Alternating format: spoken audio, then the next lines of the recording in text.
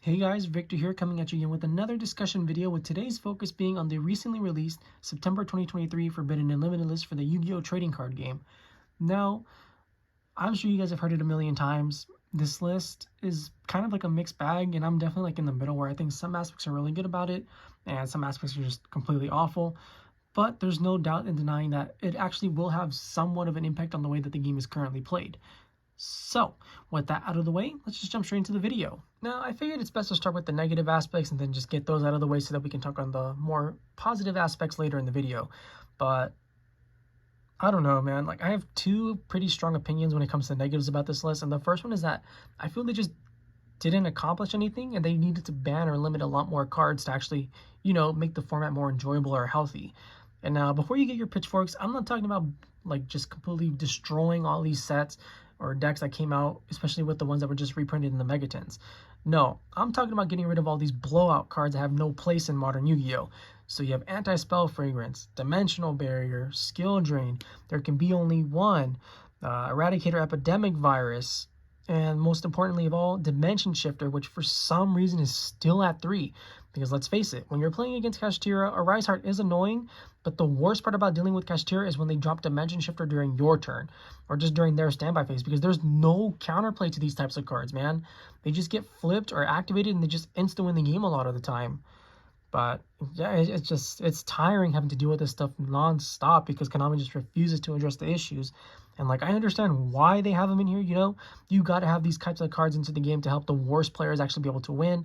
Otherwise, they're not going to want to play, and those are the type of players that typically spend money. But yeah, I don't know, man. Clearly, they care more about money than they care about the health of the game, which is why they leave these terrible cards in it. And then speaking of cards that should be on the list, let's talk about cards that shouldn't be on the list. There's so many cards on that current Forbidden Limited list that just have no place on there. Tidal, Redux, Orcust Harp Horror, Wind Up Carriers and Mighty, even something like Global, right? It's not great, and they have literally no place being on the list currently. You can free up so much clutter and have zero impact on the metagame, but they just refuse to do anything. And I don't know. I feel like this is probably the perfect list, especially because clearly they didn't want to ban anything. So why not just unban stuff and try to make the game a little bit more enjoyable for certain people? I don't know. But clearly they hate us. No, maybe. I don't know. Who knows? But that's enough for the negatives. Let's just try and focus on some positive aspects of the game now that were caused by this Forbidden and Limited list. Now, when it comes to the positives, there are a couple, and the main one is, of course, the one card that we actually had Forbidden, being Kashtira Riseheart, as that card is just...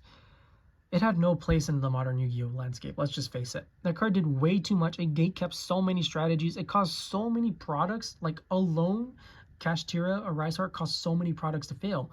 I mean, just like at Duelist Nexus, right? Most of the decks in there, outside of Unchained, and even Unchained to like an extent, just crumble to Kashtira or Riseheart because it banishes everything.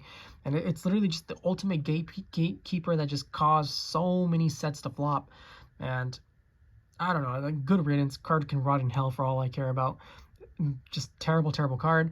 And then we still have Kashtira Fenrir, which is at 3, so that could be a problem, but I think it's overall okay for the game. It's not terrible, but it's not amazing either because it's probably just going to be splash and everything, and it's not the most broken card, especially when you don't have Kashtira or Riser to pair with it. So, fine. And then let's talk about the Bystials for a little minute. So Bystials, or I guess more specifically Dragon Link, took like a small consistency hit. They put Chaos Space to 1. Cool, I guess. Good job. You solved Dragon Link, Konami. It's whatever. it didn't really do anything besides hurt the consistency a little bit. But Bestial Magnuma to 1, pretty solid. It doesn't really matter just because we still have 3 of every other Bestial. You still have 3 Lubellion, you have 3 Saronir, 3 Druis Worm, 3 Baldrake. Having 1 Magnuma isn't going to make a difference. It's perfectly fine, but at least it hurts the power a little bit because let's face it, special summoning Bestial Magnuma and then adding another Bestial during the end of the turn is kind of insane because these are literally 2,500 body quick effect DD Crows for lights and dark monsters, so it does get out of hand really quickly. So just seeing one of these is perfectly fine, but it's not like the decks that are playing this don't have a way to get like easy access to it, because Dragon Link can get to this pretty much whenever they want, and then all the other decks that are just siding it, like I said, they have the other Bestials if they really want to play more than one, and it's honestly fine. But outside of that, there aren't really that many positives to this Forbidden and Limited list, if I'm being honest. It's kind of whatever, but you can't really expect much when the list was so small. However, something that I'm really excited about is the next topic being, what exactly does the future hold for Yu-Gi-Oh? Thanks to the impact this Forbidden Limited list had. So stay tuned. Now, when it comes to what the future holds for the Yu-Gi-Oh trading card game, let's face it, the format's basically going to be the same. It's just we're not going to have to deal with Kashtira Rise Heart anymore. So Unchained, Pearly still probably going to be the best decks in the format. Vanquish Soul, Branded, Chimera, Sprite, Labyrinth, all solid tier 2 options. But what I'm really excited to see is the emergence of all these decks that just completely got stunted on because of the card Kashtira Rise Heart, you know?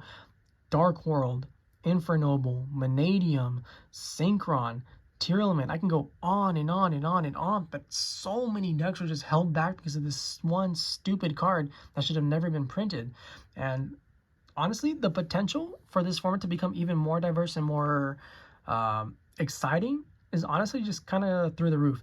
Now, obviously, I could just be talking nonsense and none of these things could happen because, let's face it, cards such as like Dimension Shifter are still relevant, and cards such as Droll and Lockbird are also extremely relevant in people's side decks, and all those types of cards hurt all the decks that I just previously mentioned.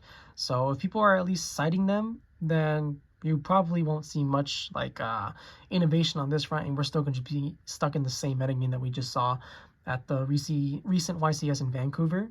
But there's nothing wrong with that, you know. It's perfectly fine, but the potential is there, and that's what I'm really excited about. So I guess it's just up to some innovative players to try and, like, you know, break the bubble and show off that they have what it takes to actually, you know, change the Yu-Gi-Oh metagame. And with that, that's the video. If you enjoyed it, please feel free to like, comment, subscribe, and I'll catch you guys next time. See ya!